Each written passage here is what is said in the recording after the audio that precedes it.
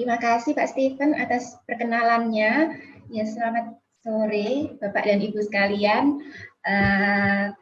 Terima kasih sudah memberikan kesempatan ya ini untuk sharing ya apa yang saya baca mengenai ini ya adaptasi gaya hidup dan penggunaan obat penyakit jantung.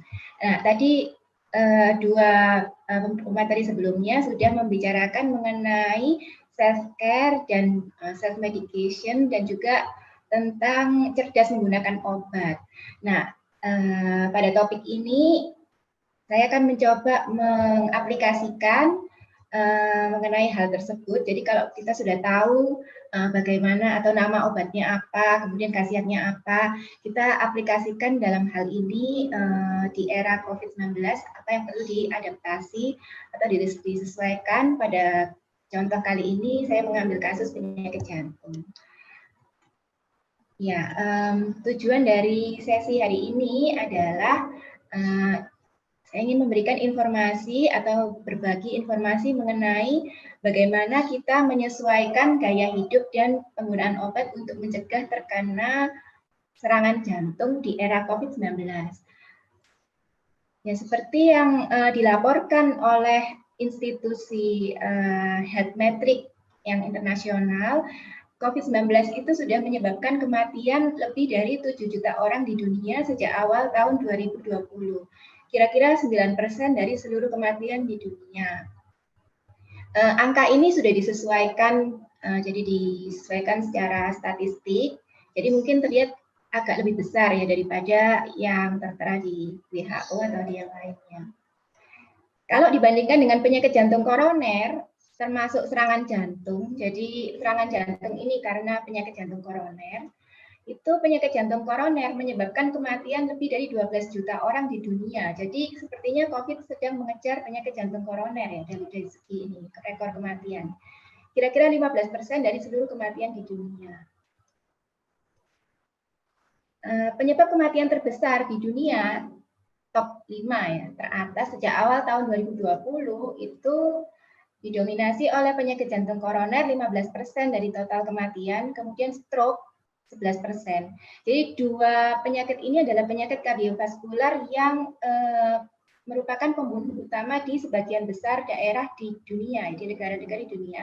Di Indonesia sebetulnya stroke ini lebih tinggi daripada penyakit jantung koroner ya, tetapi karena penelitiannya masih belum banyak, jadi tidak terlalu banyak membicarakan hal ini ya. Terus kemudian COVID itu nomor 3 sekarang. Jadi dari dulu sebetulnya dua penyakit ini itu selalu nomor atas, sekarang disusul oleh COVID ya. Terus kemudian penyakit paru obstruktif kronis yang biasanya karena penyebabnya itu karena merokok, biasanya itu di bawahnya, dan penyakit saluran pernafasan bagian bawah ya, misalnya pneumonia itu di bawahnya nomor 5. Jadi data ini itu sampai dengan 3 Juni tahun 2021.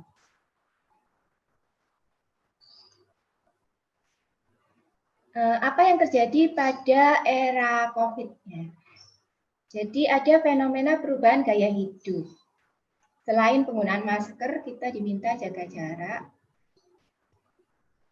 Kemudian selain itu, kita juga diminta tinggal di rumah atau bekerja dari rumah, khususnya di era PPKM darurat ini. Dampaknya apa pada risiko penyakit jantung?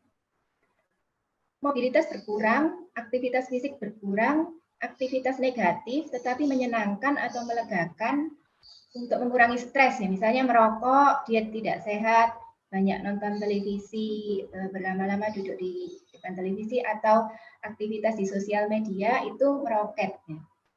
Jadi terlihat peningkatan waktu berinteraksi dengan monitor ya untuk sebagian besar orang. Karena mungkin efek dari tinggal di rumah itu kan mungkin menyebabkan stres ya, seperti itu. Jadi yang itu meningkat. Terus kemudian hal ini itu menyebabkan peningkatan risiko penyakit jantung sebetulnya. Ada suatu penelitian yang meneliti mengenai hubungan antara terlalu lama duduk dengan risiko penyakit jantung. Jadi penelitian ini dilakukan menggabungkan dari berbagai macam penelitian yang melibatkan lebih dari 700.000 orang, populasinya mayoritas orang kulit putih. Itu menunjukkan bahwa orang yang duduk lebih lama, ya minimum lebih dari 4 jam per hari. Jadi ada yang sampai 14 jam per hari dibandingkan dengan orang yang duduknya lebih singkat, ya. Lama duduknya itu minimum kurang dari 1 jam per hari, ya. Itu resiko kencing manis, penyakit jantung, dan kematian akibat penyakit jantung, serta kematian akibat penyebab yang lain, itu meningkat pada individu yang lebih lama duduk. Ya. Jadi yang ini ya, lebih dari 4 jam per hari duduk, itu bisa resikonya meningkat dibandingkan yang duduk lebih singkat. Jadi orang yang lebih lama duduk itu mempunyai resiko kencing manis dan kematian akibat penyakit jantung kira-kira 2 kali resiko orang yang duduknya lebih singkat. Terus kemudian resiko penyakit jantungnya sendiri itu 2,5 kalinya resiko orang yang duduknya lebih singkat. Resiko kematian karena berbagai sebab itu 1,5 kali resiko orang yang duduknya lebih singkat. Jadi ini menjadi concern ya. Terlalu lama kita tidak beraktivitas ya. Jadi seperti itu. Terus karena itu, maka kita perlu juga melihat penyakit jantung dan COVID-19, apa hubungannya. Jadi penyakit jantung dan infeksi COVID-19 itu saling berhubungan. Pasien yang sudah mempunyai faktor risiko penyakit jantung ya, jadi pasien yang sudah pernah terkena tekanan darah tinggi, kemudian kencing manis, atau sudah mempunyai penyakit jantung, sudah pernah terkena serangan jantung sebelumnya atau stroke, kalau pasien seperti ini atau orang-orang seperti ini itu terinfeksi COVID-19, maka kondisinya akan lebih parah dan risiko kematiannya menjadi lebih tinggi di atas pasien yang tidak mempunyai kondisi tersebut di atas, ya, tidak punya risiko penyakit jantung sebelumnya. Selain itu, infeksi COVID-19 secara sendiri ya, itu dapat menimbulkan kerusakan pada otot jantung, tentunya tidak sama di setiap orang. Cuma pada hasil otopsi orang yang terinfeksi COVID-19 yang sudah meninggal, kemudian dilihat otot jantungnya, itu mengalami seperti radang, jadi seperti cedera atau luka gitu. Jadi itu juga mereka berpendapat bahwa kemungkinan virus ini juga merusak otot jantung, meskipun orangnya tidak punya penyakit jantung. Jadi ada hal-hal yang perlu diperhatikan di sini bahwa infeksi COVID-19 ini juga merupakan faktor risiko perburukan penyakit jantung dan gaya hidup yang tadi yang berubah akibat pandemi, ya terlalu banyak duduk atau terlalu banyak di rumah sehingga aktivitas berkurang, itu juga merupakan faktor risiko terjadinya penyakit jantung atau memperburuk penyakit jantung yang sudah ada. Jadi apakah implikasi dari informasi tersebut? Maka ada 2 hal yang perlu dilakukan bersama-sama, yaitu mengontrol faktor risiko penyakit jantung, dan yang kedua mengontrol penyakit jantungnya kalau sudah mempunyai penyakit jantung. Caranya bagaimana di era seperti ini? Jadi ada adaptasi gaya hidup, tetap mempertahankan gaya hidup sehat yang mengurangi risiko penyakit jantung dan mengontrol kencing manis dan tekanan darah tinggi ya, khususnya. Itu karena mereka berdua itu dapat menyebabkan serangan jantung. Caranya bagaimana? Ada 4 besar ya, saya mengelompokkan di sini. Jadi yang pertama terkait dengan diet ya atau makanan, di sini banyak buah dan sayuran. Yang kedua terkait dengan aktivitas fisik. Itu di sini banyak aktivitas yang bisa mungkin dilakukan di rumah. Terus kemudian stop hal-hal yang negatif karena bisa memicu stres dan meningkatkan risiko penyakit jantung. Dan yang keempat adalah obat ya. Tadi cerdas menggunakan obat itu ya termasuk di sini. Harus cerdas dulu, baru setelah itu bisa tahu adaptasinya seperti apa. Terus kemudian caranya bagaimana lebih detailnya? Diet yang sehat ini maksudnya rendah garam, rendah kalori untuk mempertahankan berat badan supaya tidak naik terus selama era pandemi. Terus kemudian banyak buah makannya, banyak sayur, minum air yang cukup, dan diusahakan bukan cepat saji ya. Mungkin kalau menggunakan Gojek itu ya mungkin kadang-kadang beli makanan ini ya fast food cepat saji ya mungkin jadi itu ya pengaruh. Terus kemudian bukan makanan beku ya. Jadi kalau di rumah kan kita biasa stok makanan. Jadi itu mungkin jangan terlalu banyak ya. Terus kemudian berikutnya adalah aktivitas fisik yang cukup ya. Terutama aktivitas fisik tingkat sedang dan sampai dengan tinggi. Jadi misalnya yang ini sudah terbukti bisa mengurangi risiko penyakit jantung itu minimal 25 sampai 30 menit per hari. Setiap hari. Diusahakan setiap hari. Mestinya ya dalam seminggu itu sekitar 150 sampai 300 menit ya aktivitas. Tapi ini saya singkat ya 25 sampai 30 menit kira-kira jalan kaki. Saya pikir kalau jalan kaki dengan masker itu masih tidak apa-apa kan ya, asal jaga jarak. Kemudian sepeda statis atau olahraga online.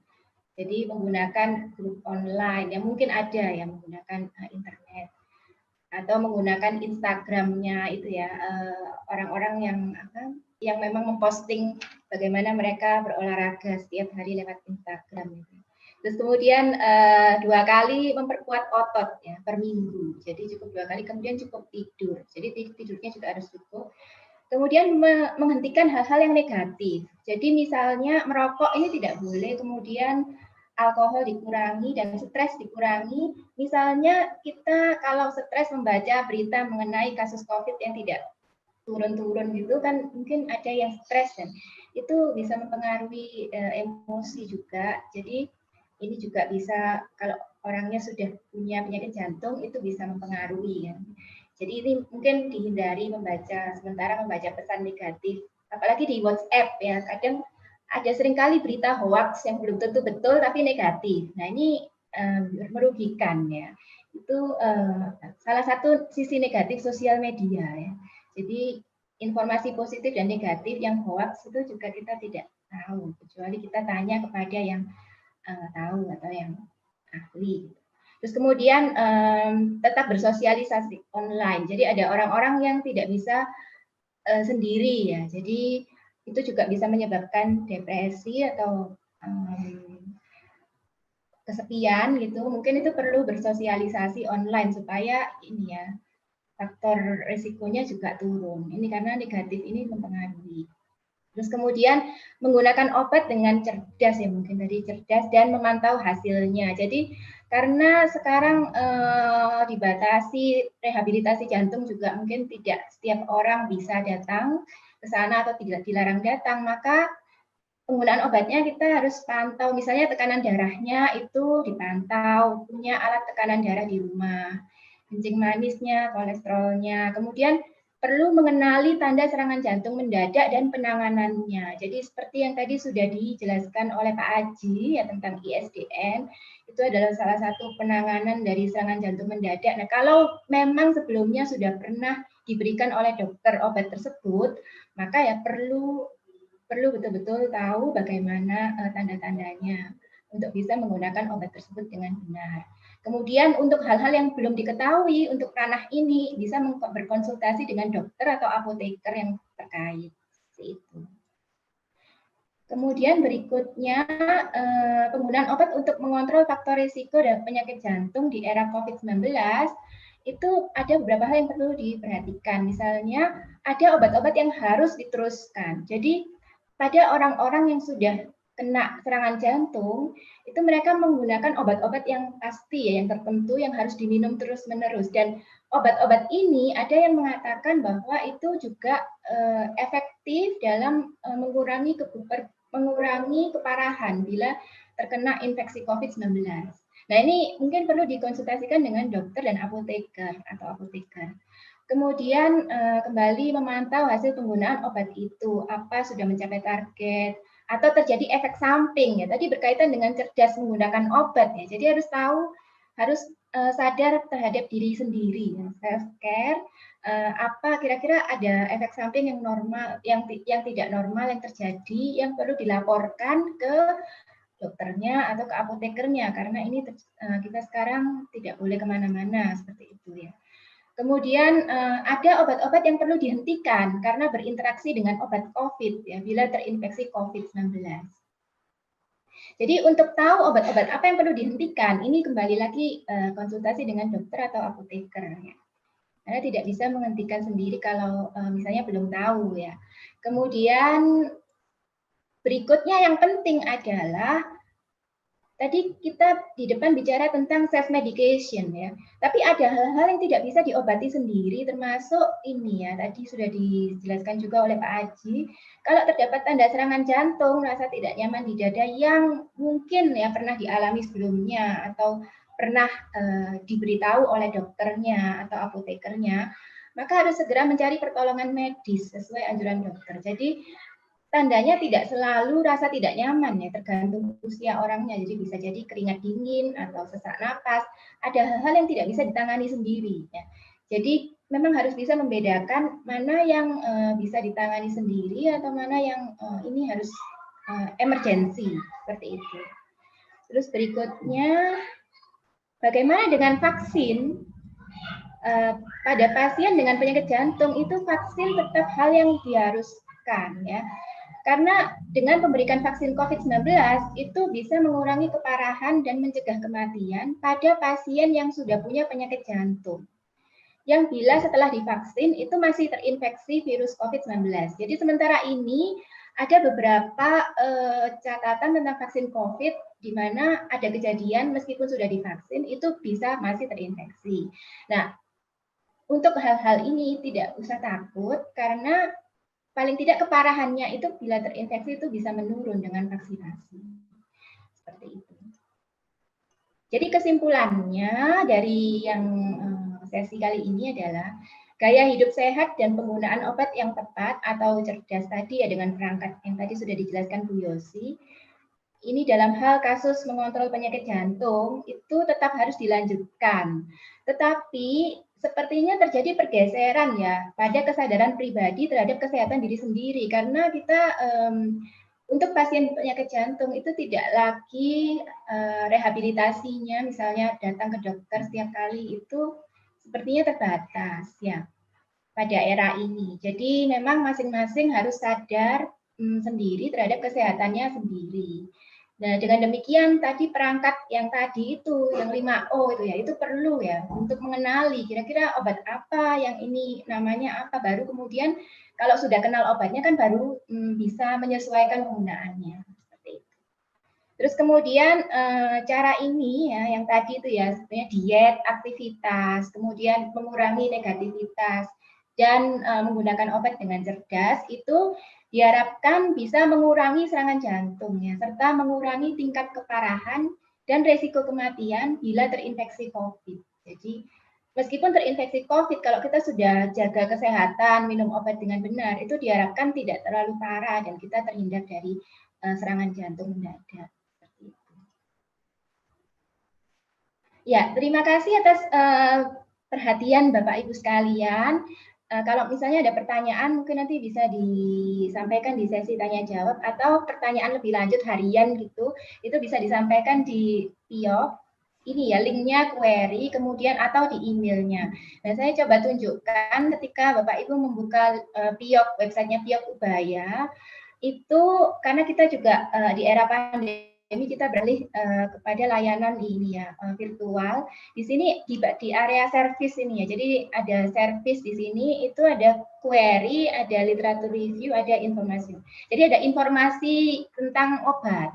Nah, di sini ada beberapa artikel yang sudah ditulis oleh teman-teman dari PIOK. Kemudian kalau misalnya perlu informasi bisa dibaca di sini. Kalau perlu ini ya, perlu bertanya soal obat, itu bisa diklik di query. Nanti seperti tadi sudah dikatakan Bu Yosi, ada diminta menuliskan nama dan seterusnya itu. Tinggal di-submit. Ya, seperti itu. Nah, berikut adalah sumber informasi yang saya bagikan tadi ya untuk presentasi tersebut.